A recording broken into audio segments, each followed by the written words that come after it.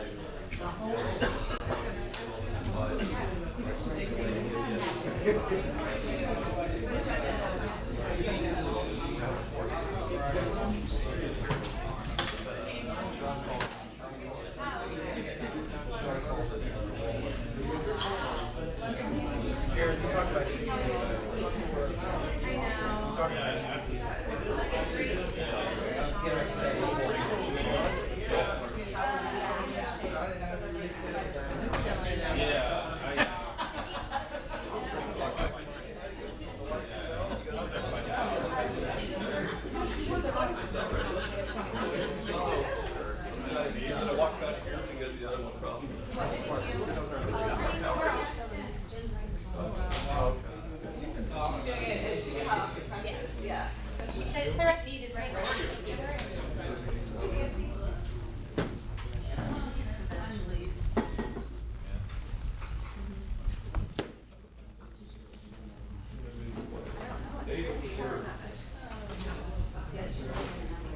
Yeah. Yeah. Are you doing?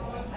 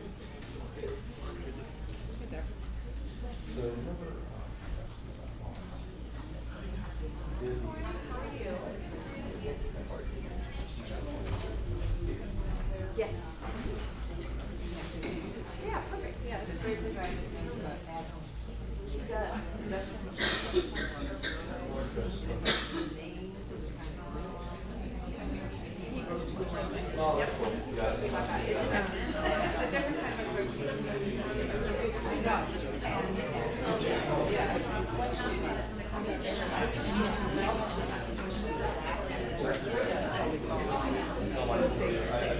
We are hosting Project Stir. On our website, there's a line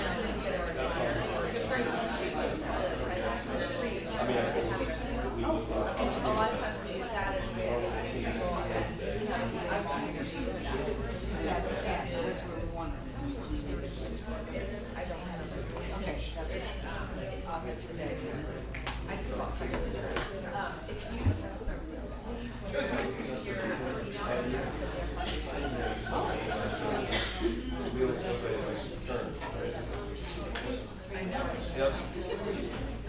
Okay.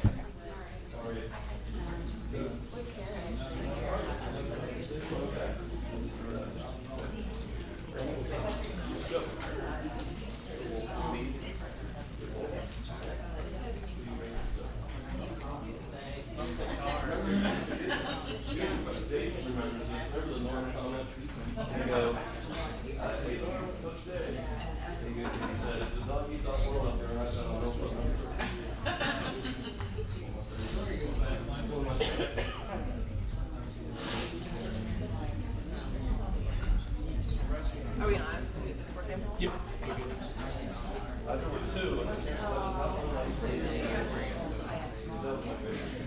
All right. All right, well, welcome everybody. We are pleased you are here. It's good to see you on this lovely spring day. And we have a lighter agenda today, which is a good thing. I could jinx it by saying that. We're going to have a long conversation about this. And welcome anybody who's online.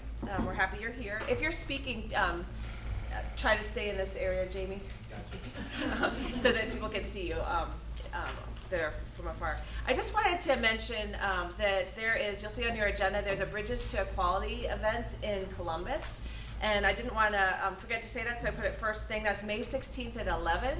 And it's a rally. I think it's the second year we're hosting this up there. And we are, Towards Independence has taken a real leadership role in helping to host and promote this. So if you're able to get up there, have people go up there and really rally to show our support for direct support professionals, please do. I believe the director is going to be speaking as well, so please consider going up there. We have Dan Connors here to speak. If you want to come up, Dan, that'd be great. And he's going to talk to us about Gold Standard and also People for DD Services event that's coming up. So thanks for joining us today. We are Towards Independence. Speak is a little bit more formal than I intend to be, but so if you're able to get up there, have people go up it there is and really the time for the levy campaign season, direct and support those of you who've been around, and I'm sure there's a number of you who've been around a lot longer than I have, know that historically what we've done, what the provider community has done is kind of a kickoff provider meeting launch for People for DD. And so I had the great pleasure, of being the treasurer of People for DD, and so I'm assisting with the fundraising. And when I talked with a number of providers about, how should we do this? How did you feel it's been in the past? To put it lightly, I got feedback that the provider kickoff meeting didn't seem to be kind of the best use of people's time, and they didn't love that. So we started to put our heads together and think about, what could we do differently? What could we gather the providers, kind of launch the campaign, give a little information about the levy campaign, just kind of kick it off from a provider level, but also do something where if we're asking all the providers to come together, we're also giving them something that's a little bit more valuable than just kind of the kickoff. And so what we thought of is, it's budget season, if you haven't known that, at state budget, and so we are going to host, or St. Joseph Home, where I work, is going to host an event where we bring the two primary directors who impact our field together. And so that's Director Kevin Miller from Opportunities for Ohioans with Disabilities, and then of course Director Davis from the Department of Developmental Disabilities. And we're going to bring them together and let them kind of kick off, talk a little bit about the budget from their perspective, what they're doing differently this year. And there are some really different things in the budget as far as the way the provider community and the way the county boards thank you very much, are partnering with the state in the budget in a very new way. So we're going to talk a little bit about that, talk a little bit about what their agendas are going to be in the DeWine administration, because this is a new administration. And so it's an opportunity, and I would guess that most of the folks in this room, our primary funding sources come from one of those two or both of those agencies. And then they're just going to be available for an opportunity for questions and answers as well. So anything that you have on your mind, any feedback you have, that type of thing. And then we're going to let them leave, because it would be it wouldn't be great to invite them to a levy campaign, because then they're going to think I'm going to be invited to 88 levy campaigns and I don't want to get involved in that. So we're going to let them leave, and then we're going to just talk a little bit about the gold standard, where the gold standard's at, and then again just the vision of how we can partner as a Hamilton County provider community in different ways. I personally believe some of the challenges that we all face are bigger than we can solve alone, and so we're going to be a lot better if we can partner together. So we're going to talk a little bit about that, maybe have my vision for it. We haven't totally hashed this out, but is to fairly be informal, an opportunity for you all to give us feedback and that type of thing. And then we're going to kick off the last part of it in probably a half hour or so, just with more of a formal levy campaign. Ryan will be there to talk a little bit about the levy and give you information, and then we'll talk about what our needs are from the provider community for the levy. I can tell you one of my goals for the levy campaign this year is to also for it to be an opportunity for us to market ourselves. If we're going to, be out in the community, and, a lot of people say, well, why even, have this levy campaign? Why do you want me to contribute to it? Levies in DD always pass, and in general, that's pretty true, although I think that we would be, we shouldn't assume that that's always going to be the case. But it's also every 5 years an opportunity for us to talk about, hey, people with developmental disabilities live in your community. We're providers in your community. We employ a lot of people. The people that we serve could be employees in our community. We care about them. And just an opportunity to market. It's just a natural opportunity for us to be in the media and to have a little bit of a light. So we want to talk a little bit about that as well. And hopefully have a bit of a fresh start from historical levy campaigns. Not that they haven't been successful and all that, but just as a provider community. So that's what we're doing. You're probably wondering, well, when will that be? I'm here to help. May 24th at 1 o'clock. One of the other things that we heard is the evening wasn't the best time frame for that provider kickoff. So that is a Friday at 1 o'clock, May 24th. That will be at St. Joseph Home. We'll, of course, give you more information and more details about that. But as far as holding your calendar, that's when to do it. I'd say it's about a 2-hour time frame, so 1 to 3-ish or so. So, unless there's any immediate questions on kind of that announcement, that's all I got for you. I want to just share one fun fact, which I know you'll go into at your meeting. I've heard a lot of providers say as we've gotten out of doing a lot of more locally funded, we're doing less locally funded services. Mm-hmm. Why do we need the levy? Why do we need to support the levy? And just a reminder that all of your waiver match, we pay 40% waiver match on all waiver services. That $40+ million every year comes from the levy. So even if you're only a waiver provider, you're not doing any locally funded services, you are receiving a lot of levy funds through your waiver match on waiver services. Yeah, and another, just to add to that, the county boards statewide have contributed to the state budget this year in ways that are historical and they never have before. So healthy county boards are vital to our system. It's just the way it is. And we can talk a little bit more about that on May 24th. But I think probably there's mostly agreement on that. And so, but we'll talk about what that looks like, and that's all I got. So thank you all. Thanks, I think Dana. Jamie's next. Oh, Yeah. cool. How you doing? Good. All right, where's this camera thing? All right.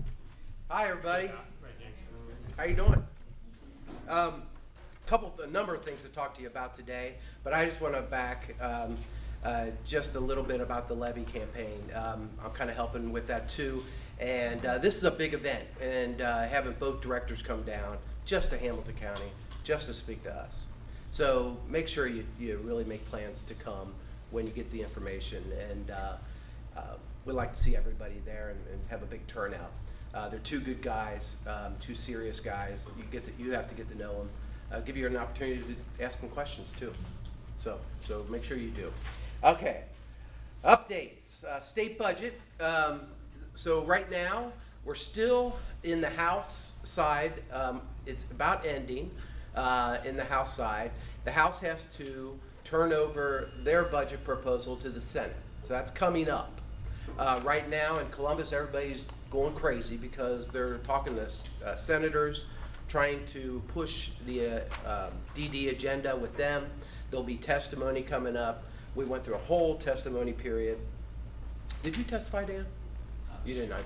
The House testimony was very interesting. If you didn't catch that, it's all online, by the way. I highly recommend that you watch it. It's very interesting. So the House, we're doing really well in the House side with our issues. So what our issues are is we are supporting for the first time ever that I can remember, wholeheartedly, 100%, Director Davis's budget. And that budget includes a increase in direct care wages, roughly about $1 and per hour. And if you run an ICF, it funds the formula that you're working under right now, which is a big deal because it wasn't funded. The other issue is who does on-site on-call? Anybody? All right, me too. On-site on-call will be in the budget, hopefully. What we proposed and the director proposed is that right now, you guys by law have to pay minimum wage for on-site on-call. But guess what? We get reimbursed about $6 an hour. So we're always losing. So the proposal is to meet it at minimum wage. So we would be paying what we're paying our staff, at least the minimum for on-site on-call. The other big issue that may not make it, is we proposed an increase for non-medical transportation. If some of you that have been paying attention this past year, the proposal was done by provider associations and the County Board Association, and it would increase non-medical transportation. It would really benefit HPC providers, an increase in that, and it would also help with day services, those of you who do day services. The problem is Representative Romanchuk didn't quite like the idea. So we're not sure if it'll come out of the House the way we proposed. That's the one area we're not sure. So, but that is, all those things up to this moment are going through. All right, so then the next fight, hopefully they get passed on to the Senate, and then we have our testimony and push the senators. And then the budget, Dan, doesn't it have to be in by June something, 20th or something like that? Or is it May? No, it should be in by the end of May. At the end of May. Conference committee where they reconcile the two budgets. Right. So, it's moving pretty quick. It's just right around the corner. That's a big deal. Pay attention to the budget because it does affect, this time, it really affects us providers. Okay? Let's see, EVV. EVV, the pain of my butt, and soon to be all of ours, is moving forward. We're doing our best to try to work with the Department of Medicaid. Remember, this is a federal mandate, okay? We have to do it. The state has to do it or they lose bunches of money. So we're working with the Department of Medicaid to try to figure out how we can make it a little easier on our system because, frankly, it looks like a nightmare. And just to recap EVV, if you are billing 15-minute units for any of your clients, if you are an independent provider, this pertains to you. If you run group homes, you're lucky, it doesn't pertain to you. If you're a day service provider, it doesn't pertain to you. If you're an ICF, I believe it doesn't pertain to you. So you got to pay attention. It's basically, if you're billing 15-minute units, it affects you. All right? If you have questions, Karen, who do I have them to call? Angela Hayes, she's actually in the back. Hey, call Angela if you have specific questions, and if they get real hard, they'll go to Karen. But it's a very important thing. You got to pay attention. The deadline's coming real soon. I think it's August. We have to be up on board. All right.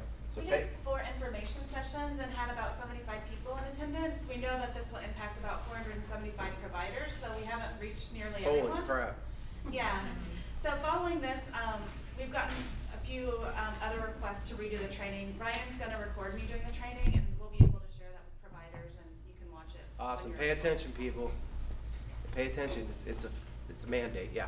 So, for 15-minute units, but if you're a day service provider and have to bill 15-minute units, EDV doesn't affect you. Just HPC.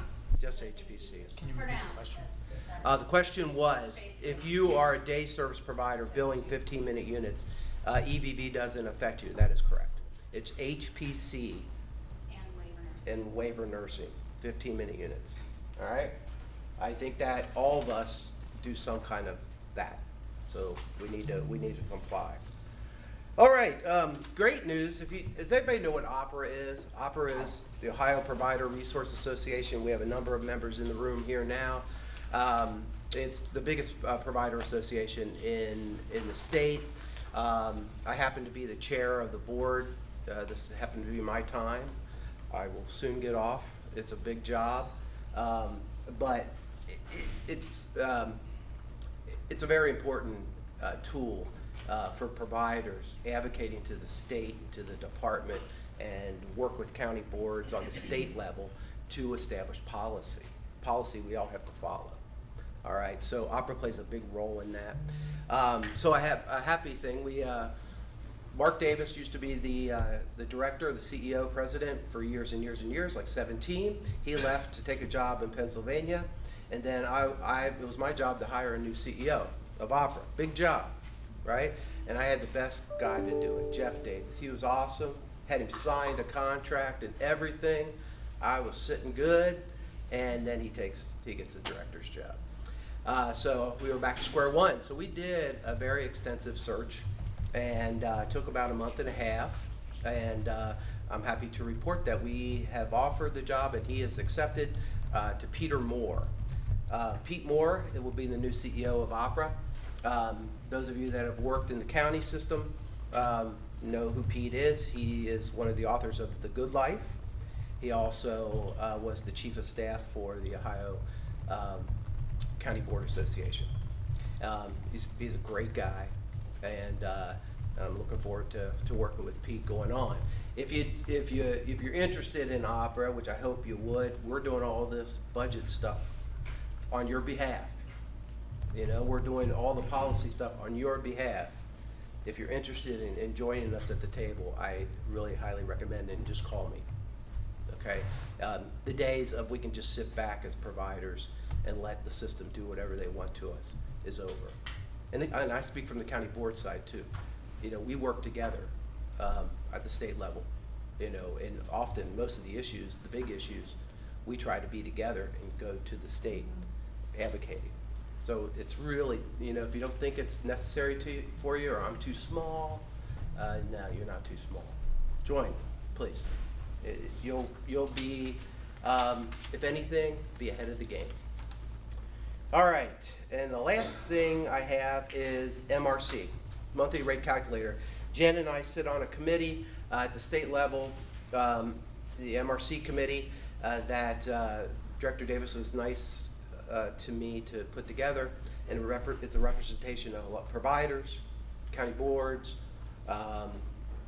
and state people. And what we tried to do is talk about the monthly rate calculator. Who's affected by the monthly rate calculator? Who does DRA? All right. So monthly rate calculator is a big deal. It's a new way of billing. It's a new way of doing business. Jen's group, I'm sure, has reached out to you and said, we're going to get you on the MRC soon. You need to pay attention to that. Here's the good thing, is training's a must.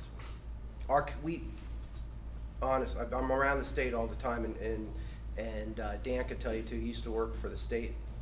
We're working in one of the best counties in the state of Ohio, hands down. And I'm not just saying this, they know I love them, but we really are. And that goes to the levy issue too, man. We all need to support the levy because it's supporting us. There's no ways around it. But in regards to MRC, we get it. Our county board gets it. Jen's on board. A number of providers are on board. You got to be on board. In the end, it's a good thing for you. You just got to wrap your head around it. All right. And then what I'm trying to do as we speak is get a statewide training together of 2 experts that can go around the state and train everybody on MRC. including county boards that don't get it, and there are some that don't. So, and providers that don't. So stay tuned for that. We're hoping is that we'll have it do it in districts. So 6 or 7, I don't know what the county, how many in the counties? How many districts? Yeah. 7? The regions, you mean? Regions. 5. So it may be by region. If you see something, go to the training if you're affected, please. MRC is important. If That's you're all. on the list for the May 6th training that Nancy and Chris Alexander from OV and I will be hosting, please show up. The last one we had, we didn't have the greatest turnout, so I'm hoping everyone who was invited shows up. That's next week. We'll be talking about our local process and showing you MRC and making sure you're ready and prepared for your transition. Yeah, guys, you can't avoid it. You have to learn what the MRC is about and how to use it, and you also need to understand EBV. Like I've been preaching for a year. If it affects you, it's a big deal. So that's all I got. Thank you, JD, so much.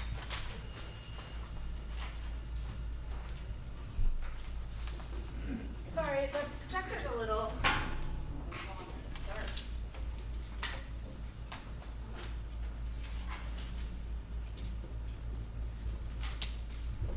Sorry, the projector's a little muted. I am going to send out minutes following today's forum, and you'll also get these handouts, so don't stress too much. I'm just gonna go a high-level overview of the details. Just so everyone knows, a new review tool, compliance review tool, went live today based on several rule changes and updates. They are also highlighting several areas of the tool. They'll be grayed out, and those are areas where just technical assistance will be shared, and providers should not be receiving citations in those areas. There are a few questions that have been combined, which will help providers in the long run. Like there's a question about does staff have CPR, does staff have first aid, which are two separate questions currently. Just so everyone knows, And so the typically new, if somebody doesn't have review tool, CPR, compliance they review tool went they live also don't today have based first on aid. several So rule changes and instead of getting updates. 2 cites for that citations, you only get 1. They are also from here on out. highlighting several areas And of the then tool also that will be there's grayed a out, lot of and questions those that are have been areas moved to where other just sections. technical assistance will So the be first shared. few slides that I'm going to And, cover, providers should not be cover, receiving citations are in just, those areas. you'll get handouts. These there are are a few questions that have issues been for combined, county board which will help citations providers in that the have long been run, like changed or there's- moved. there's a So question just so you about, know, the tool's going to look a little does different. staff Questions that have were there CPR, previously does are staff no have longer first going to aid, be which are there. two separate So questions. the main changes happen if somebody doesn't have Tool, CPR. compliance review tool. Services are moving from service delivery to waiver administration. There's additional changes in personnel for county boards and service planning. There is one change for licensed facilities that Citations that have been changed. historically, So just so you providers know, have the received tools citations that on, that were will no longer be the case previously, are no longer going to be now, and that's question 5.010. So, About the main changes $50 happen if somebody doesn't have in CPR, funds. for Services are moving from service delivery to waiver administration. All right. These service there's delivery and additional changes in documentations, personnel they for are on the county tool boards currently, and for the 5.1 tool that went live today. Again, technical assistance in these areas, and There these are is one things change such as for the licensed records facilities, remain confidentially, does the waiver provider ensure that records related to the provision of services are maintained by the provider for a minimum of 6 years? And is staff available based on the assessments of individuals? Again, technical assistance in those areas, not citations. For the MUI question 8.03, it was originally phrased incorrectly, so there was just been a modified to the language on this one. The following two apply to county board only in the area of MUI.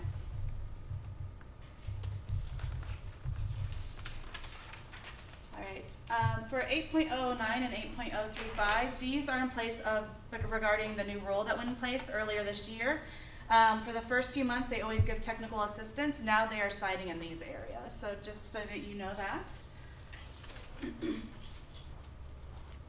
And here's one of the questions. It used to be 2 separate questions. It's now merged in one. And this regards the attestation. So instead of having 2 possible areas of citation, there's only 1. So good news for providers. The first question, do they sign attestation about a disqualifying offense within 14 days? And then the second one is, have they ever pled guilty? So that's now merged into one question. And then the second one is about the CPR and first aid that I already covered. That's now merged into one question as well.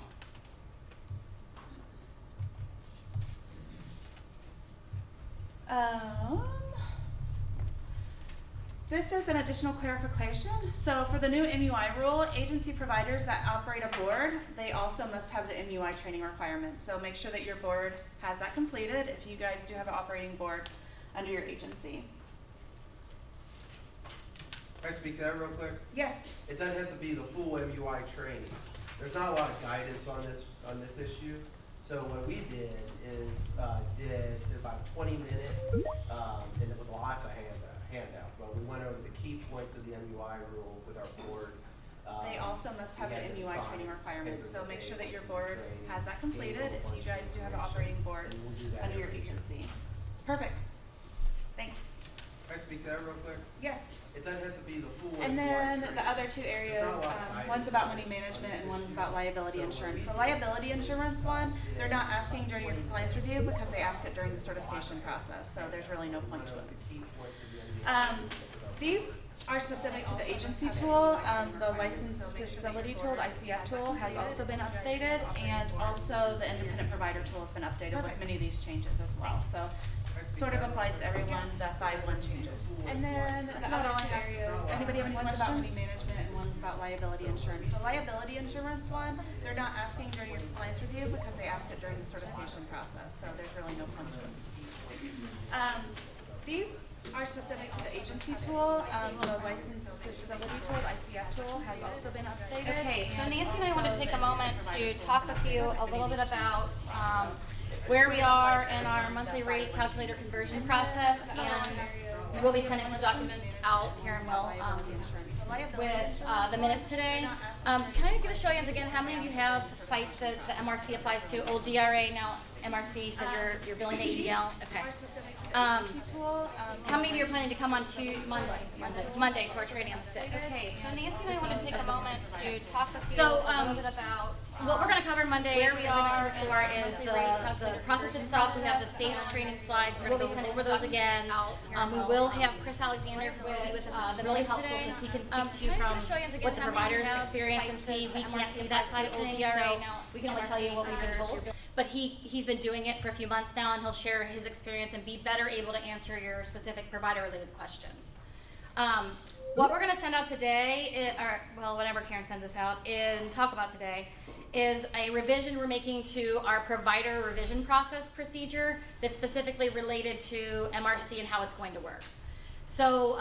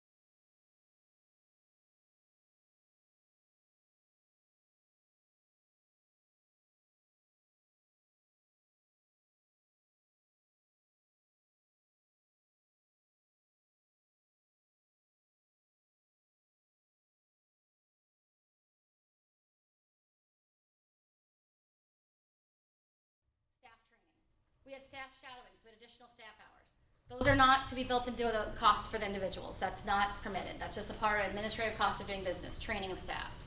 Other examples of things we've gotten that wouldn't be approved. put me on the spot, I sorry. know.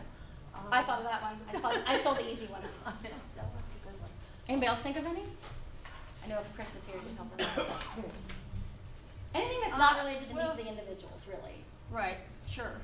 Yeah, I mean, we get that, you know, well, we have to put the staff in for 8 hours, so they need to work 8 hours today. That's a good one. That was, We get that. you know, their job. Right, right?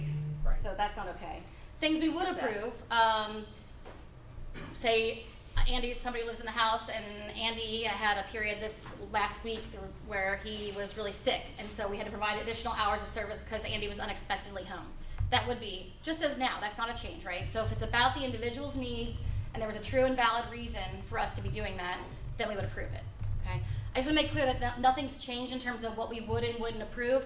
It's just a matter of two things, the timing. So we've always said 30 days, that's just our process. Some counties don't let you go back at all, some go back longer than 30 probably, but we're gonna continue with the 30, but now it's really critical because you've gotta get that to us within 30 days of the change, and then we only have another 30 days to get it completed. In the MRC, we cannot go back any more than 60 days to make a change, even if we want to, it will not allow us to do that. So it's a system limit now that has never been there for us before. Do you wanna say any more about that? Because that does happen sometimes. Right. I'm a little worried about that. And For you. it happens, and there's sometimes we allow you to go back further depending on the situation. But we're going to have to stick to the 30 days now. I mean, once that month's over, you've done your billing. If you are above the 3% over, you've got to turn that revision in right away. Right. Very, very So critical. if you still had in your mind that quarterly thing, It's gone. that's changed a while ago. But if you still have that in your mind, you don't have a quarter, you have 30 days. And this always goes back to, one of the things we're going to focus on in our training when you come in, and also in our document that we're going to create, how important and critical it is to be as exact as we can when we're setting up services in MRC. That's been the case since we started in CPT, and I think I've said this last time we talked about this topic. I feel that we're really far ahead of the game, especially Jamie mentioned we sit on this work group, and when I hear things that are going on in other counties, I just don't understand. People are like, you mean we have to talk to set up services? I'm like, what have you been doing? I mean, I just don't understand that. We are very much ahead of the game. We always sit down, whether we're having an in-person or a virtual meeting, we always have discussion about what the needs are for those living in the home and what we're putting in. But the things that are really have changed and are really critical, and I know Nancy's going to talk about this a lot, is the unscheduled. Got to stop thinking about unscheduled as reserve. The days of reserve are gone. Just get it out of your heads. Don't think about it that way. It doesn't work like that anymore, and it's not going to help you for us to set it up that way. In fact, it'll hurt you if we do that.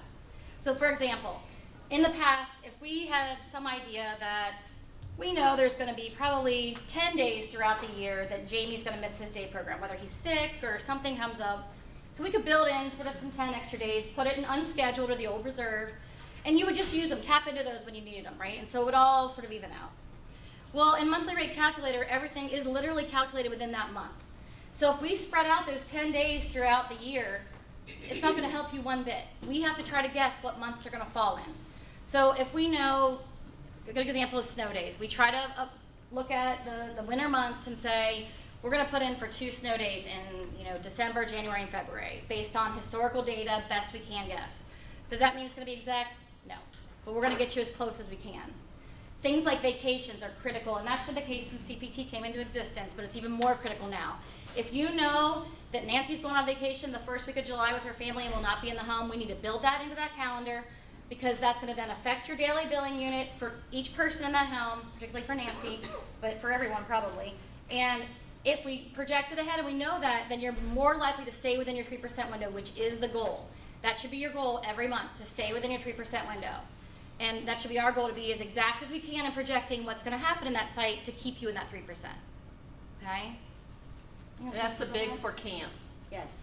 When are they going to camp? Not that they're just going, and we could do that before. We could put it in for the summer months, no matter what month they decided to go.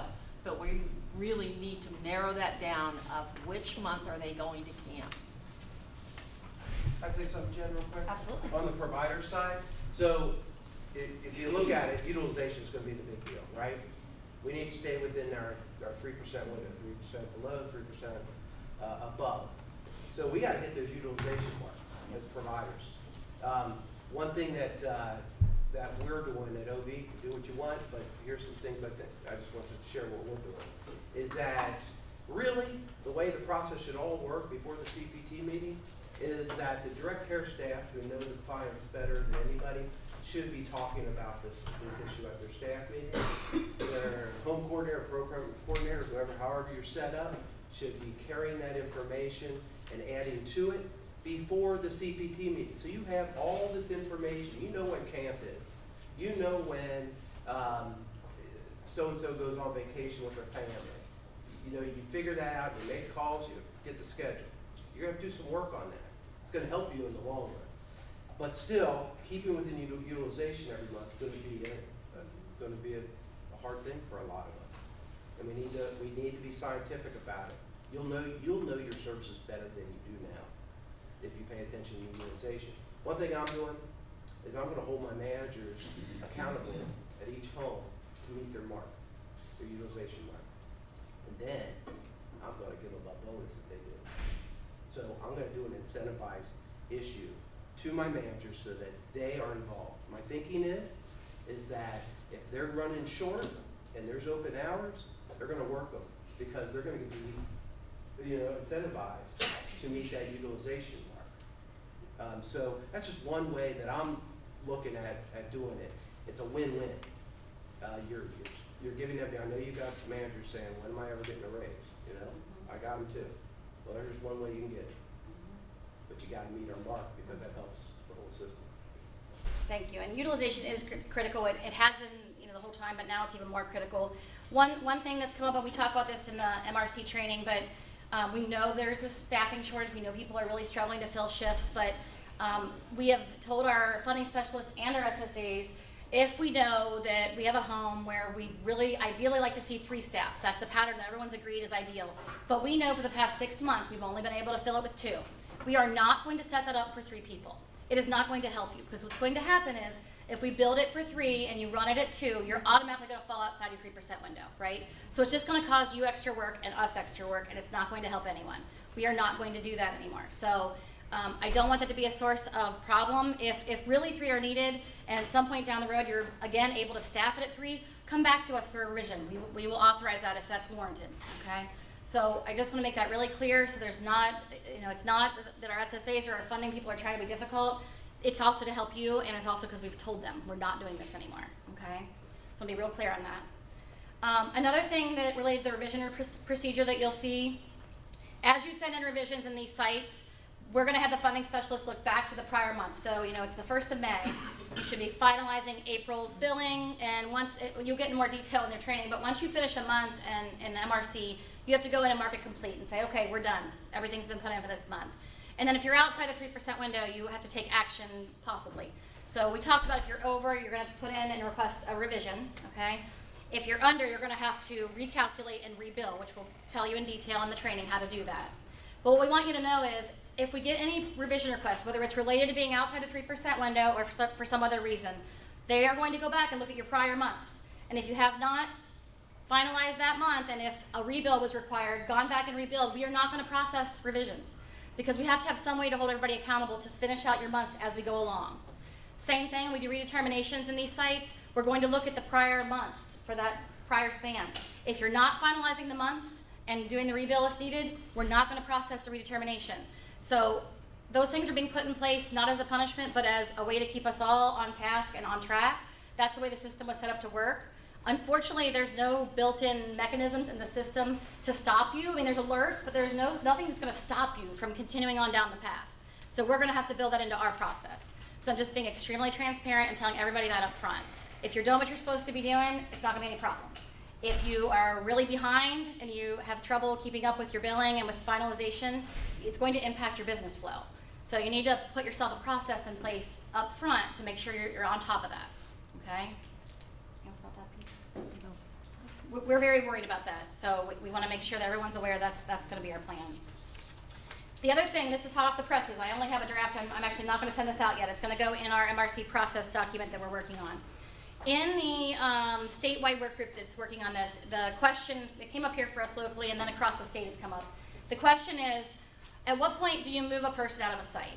And why that's critically important is one of the biggest changes in the new MRC is You, as a provider, get to bill the DBU that's been established for every day that person is a resident of that home, even if they aren't present, okay? Unless they go to an ICF, a nursing home, or that's it. You get to bill. So why that's really important, when do we move somebody out? Questions have come up such as this. Somebody in that site goes to jail for a couple of weeks. You get to continue billing for that person while they're in jail. Okay, now your actual hours are going to be in there, so obviously that's going to be there. But you can bill the DBU for that person. If we go and move them out of the site, you can't bill for them. So it's kind of a hotly debated topic, and I tried to think about this rule, and this is what we came up with, and I said this on our call yesterday, and I don't know how anybody could argue this, because I don't know what other rule you could come up with. Essentially, we're going to leave somebody in that site until one of these things happen, and it will be the earliest of these. One, the person is admitted to an ICF or nursing home, because if they go there, we have to. That's in the rule. We have to take them out. You can't bill anything. The team determines the person is not going to return to that home or site, so that means they're no longer a resident, okay? The person's waiver is disenrolled, which is at 90 days. So if somebody goes into jail, we think they're going to be gone a couple weeks, we'll leave them in there, but if we get to that 90-day mark, the state is enforcing that these days. In old days, we could get away with just, hey, extend the suspension of a waiver over and over. Now, when we hit 90 days, we have to disenroll, period. They don't allow us any flexibility on that. So if the waiver gets disenrolled at that 90-day mark or for any other reason, we have to remove them from the site. The only other reason we would remove a person from a site would be if the provider asked us to. So if there's some sort of reason where it's just affecting you know it's making you fall outside your 3% window, it just doesn't make sense to you to keep them in there and you want us to remove them, you would send it as a provider revision request and we would then remove them. Okay? So this will be in the MRC document, but we want to be real upfront again about why we remove them from a site. And I know other people have some other thoughts on that. I just don't know why you would do anything. This is the most controversial part Yes, of MRC. absolutely. Is that, what do you mean we can bill when someone's in jail? What do you mean that we can bill for somebody who's in the hospital? We never could before. Medicaid said no. Once you're out of a Medicaid situation, go to another Medicaid situation, it's against the rules. CMS gave permission to the department to do it. That's part of this MRC. Here's the concern. Is 4 years down the road, Medicaid state auditor comes to our place and they see that we billed when we didn't provide services. What are they going to say? Okay, right? So we'll have more information on this, but the MRC, that's the flexibility is built in there for that. And just what Jen said, there are some cutoff times, but I think we're going to have to ask the county to help us with the documentation when those situations happen to cover us. We have in the file that everyone agrees, including the county board, that this meets the rule, and this is why this is happening. I think that'll protect us, one way of protecting us from audits down the road. I think you'll be fine in terms of our INQ team's very well aware of this. They know that, so they're going to be aware when they're doing their looks at it. I think you'll be fine with DODD looking at it. I think Medicaid, and then we talked a lot on the call and here locally also about the state of Ohio is doing audits out of the auditor's office. So I think. Is anybody getting the state auditor call? I know some of you have because they've sent us requests. They said they couldn't get it from you. So our concern for you is that those auditors, there's sort of the trickle down effect. I'm not sure it got to that level. It was approved up here at CMS and ODM and DODD. I'm not sure it got down to that level. So what I'm working on with Jessica, I sent her those. There's the 13 required elements of every service that you have to have documented. So I sent her the rule, and I'm typing up what I think we should advise providers to do and see what they think. What I would like them to do is send it to ODM and CMS and get a formal response that you can keep. We keep a file around here. We call it our CYA file. I'm sure you all have one. So I think we should all get something like that formally in writing that we can all keep in those files. So if you do get audited 4 years from now, it's like, no, this is okay, and here's why. Because you don't want to get in a take-back situation where you're paying back money, when you rightfully billed. But this is a very big shift in what we've ever been allowed to do. It's more along the lines of an ICF billing, really. Yeah. I mean, because you're holding that bed. About audits? Yeah. Okay, so the auditor's office, the state of Ohio, is out in our field. They've targeted our field to do state audits. A number of providers across the state have been called. These are auditors from the state auditor's office. They have no idea about our field and how we work. They know nothing about what we do. They don't, the billing, Nothing. all of it. So I'm going to advise you, if you get a call, this is the time when you want to call in, okay? Because you want to have, at least on that first meeting, have an attorney there. Because you got this short period of time, if you disagree with them, that you can make put in a request to review. Also, don't ignore them. We've had a couple Oh providers. my God, don't. Reportedly, I'm not, they contacted us and said, hey, we've sent these requests to these providers and they ignored us. I'm like, Holy crap, don't. so I don't know if they had old email or I don't know. But nonetheless, we were able to help and intervene. If that happens, we are contacting you and saying, hey, by the way, the auditor thinks you're ignoring them. You might want to turn this in. They're serious. There's been 3 that I can, Karen, 3? We've had 3 so far? 3. I think so. So CYA means call your attorney? Sure it does. On this one, yeah. Has Just 2 to have meanings. somebody in the room with you to do that. Has 2 meanings in this one. Okay, what have I forgotten here? Just if you're requesting that we move somebody out of the site, remember when you get down to 1 person, you have to start using the EVV for that person. Because then you're billing 15 minutes. So it's gonna make a big difference to you whether, you have 2 people together and you ask us to move 1 out because they're out of the home for whatever reason. You're then gonna have to get the EVV if you don't already have one for that home, and you're gonna have to start using that. And you have a very short window to request it. Karen, is it 3 days? 2. It's something crazy. 2 days. So have that process handy, because apparently some of you have sites, all your sites are 2 or more people, but if you have somebody that we have to move out of the site for one of those reasons, you're all of a sudden in EVV and you've got 2 days to get your request made. That's the one area where we're advocating to the Medicaid director. Can we expand that time? Yeah. That's crazy. I'm And, sorry, that's crazy. So, we don't have a lot of options in EVV, but that's one we're hoping we can get. Yeah. If that situation occurs, somebody goes in the hospital, you're down to 1 client, you've been billing, your billing changes altogether. Now, if they're in the hospital, we're okay, because we'll still leave them in the site. Okay, just somewhere. Tell But me. if they're in an ICF. ICF. If they move into an ICF, you're down to 1 client, you're automatically, just like Jen said, have to go to, You need one more time. 15-minute units and EVV. We're hoping to expand the time to give us some time to train those staff. Because, as you know, EVV is a unique service and it takes unique skills. And so we're trying to buy time. Agreed. So just want to be clear, so once you start with your MRC, you have 2 people in, somebody goes to the hospital, and they're officially still considered a resident, so you don't have to do EVV until they are admitted somewhere else. You got it. Until you move them out of that site. When that becomes a 1-person site and you move out of the ADL billing and into the 15-minute billing, that is when EVV becomes applicable. And you can So build. that's why it's really critical about when we're going to move people out for you, right? So for provider perspective, I fear that if you have 88 different methods of doing this, it's going to be a problem. So I've suggested to the department that they issue guidelines, not just suggestions, but guidelines. I wish it was in the rule, but it's not. But I don't see how you can do anything other than this, because the rule says you can bill as long as they're a resident. So Right. our process needs to be in line with that. If we go moving them out of the site, then you can't bill. Then we're not adhering to the rule. Does everybody understand that if they're in the hospital, you can still bill? How many people send staff or they request staff to sit with them in the hospital? We never could bill for that. Yeah, we weren't allowed to You let you bill. can. You can. This is a good thing. It does 2 things. One, it lets you do that, which is great because a lot of our folks really need that level of support. But it also, if somebody goes to the hospital for a week or 4 days, you're not going to change your staffing pattern more than likely because you've got those employees. What are you going to do with them? So you're probably going to let that staffing pattern run, but you were then eating some of the costs because you were getting no reimbursement. So it allows that to continue because that's just reasonable. That's how it works. So that's a good thing for you all. I just have a question. So is this so our agency provides employment coaching services only? Exempt from that right now Okay. for so EDV, and this doesn't apply. I'm just asking when a waiver is suspended for hospitalization. That's different. I'm glad you brought that up. So. The question was, if the waiver is suspended because somebody goes into the hospital, the only exemption for this is if you're billing the ADL. So any other waiver service has to be suspended during that time. You can't bill. What they've done is, we haven't seen this work yet as far as I know. Have you guys have they had anybody go in the hospital yet?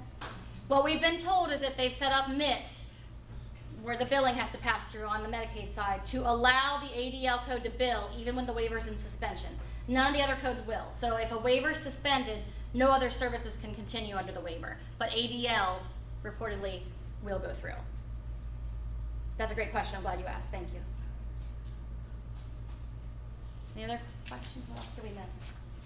Nothing on that, but I wanted to just say that if you are, right now, do not have a shared site, because we have providers that don't have any shared sites, but you are setting up now a shared site, it will automatically, we were just going to put it onto the MRC. So you weren't given a date when that's gonna change, but any new sites would go on the MRC.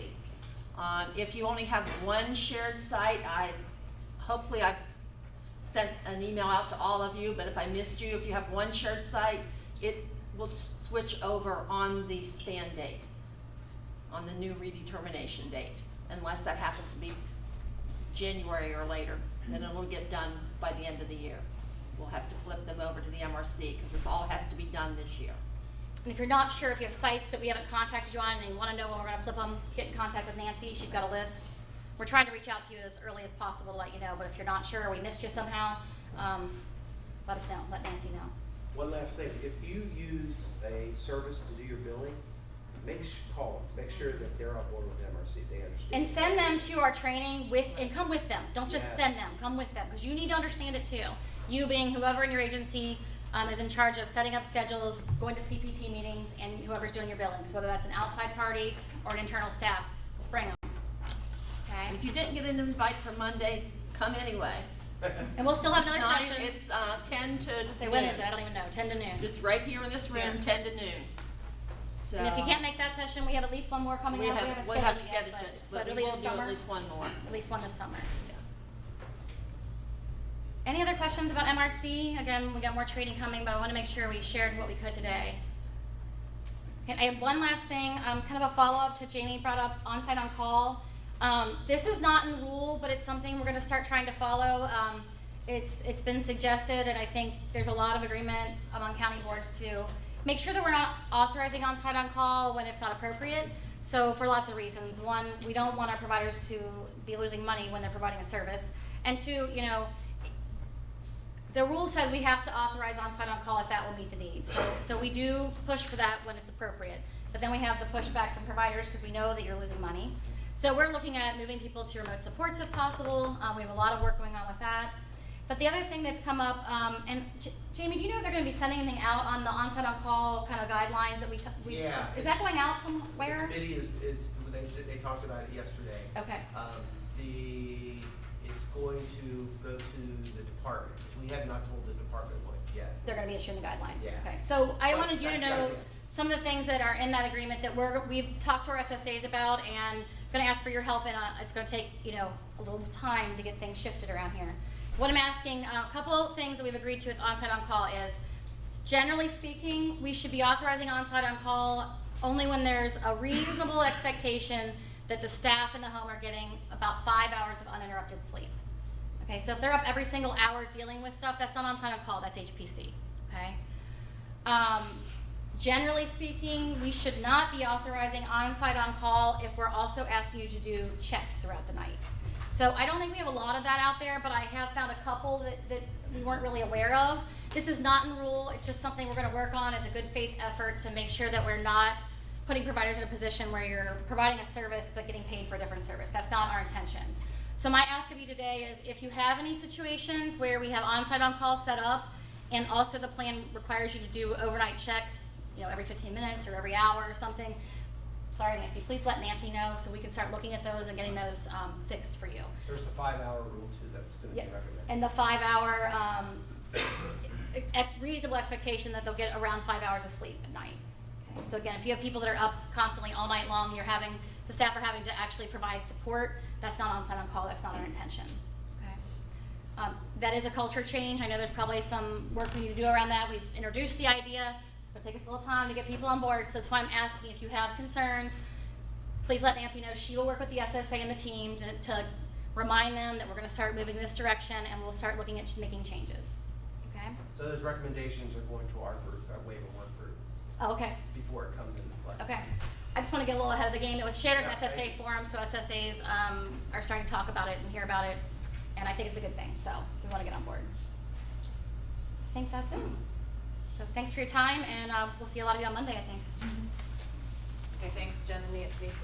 I just have to say thanks to anybody that has been involved in the last year or two in some of the statewide work groups, because truly our voice has been heard. I think Jen and Jamie and Melissa Morelli have been up there, and others of you. So thank you for your time to really advocate for kind of a grassroots, this is what we're actually experiencing on the ground, right? And to make things reasonable in the rule as much as they can be. So thank you for that.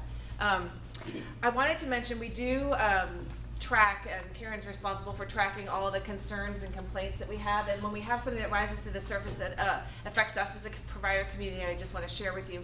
And one is we've seen the uptick in the number of 911 calls and neighbors complaining to us about that, frequent calls. I wanted to remind you of a resource that we have, which is our behavior support team. Because if people are calling 911 chronically, it's generally because they are expressing a support need. So I just wanted to remind you that you can contact Kimmy, you can go through your SSA, and we can get some support set up for that person, or people that are asking for help. So that was one final reminder. Lisa, do you want me to talk about this, or do you want to come up? Okay. So we're going to talk about the provider spotlight, and this will be our final agenda item about ways that we want to highlight the good things you're doing. Hi everyone. I know some of you. My name is Lisa Danford. I'm the Community Relations Coordinator for Hamilton County DD. I run a lot of our social media pages, and one thing that we're trying to do this year is highlight providers more. We heard in a communications survey that we did that people want to learn more about the providers. So what we put together is something called Provider Spotlight, and there are a couple up there. I did notice there is a wrong link in there, which I noticed after we printed, but basically this is a chance for you guys to submit photos in a short description talking about what you guys do and what you guys would want to communicate to the region. And we would share these on our social media accounts, so mainly Facebook, Twitter, Instagram. Tag your agencies in these posts. There are just a couple guidelines. One, the submitted photos, I know some providers serve people from all over our region, so the photos that you submit do need to include someone that we support, and they do need to have a signed photo release. They should be high quality images. You can use your phone, but if you email them, they just send it at the actual size. The larger, the better. And then they can be in any dimensions, square, horizontal, or vertical, and then just including, a short description, 100 to 200 words that we can share as a caption and feature along with that. Does anyone have any questions? No? Okay. Thank you. All right. And so we have our quality team members here. Raise your hand if you're a quality team. They love. So they're going to be staying afterwards. So if you have any questions, compliance related or quality related, they're here to answer questions. And stay in network if you have time. And thanks for coming. Take care.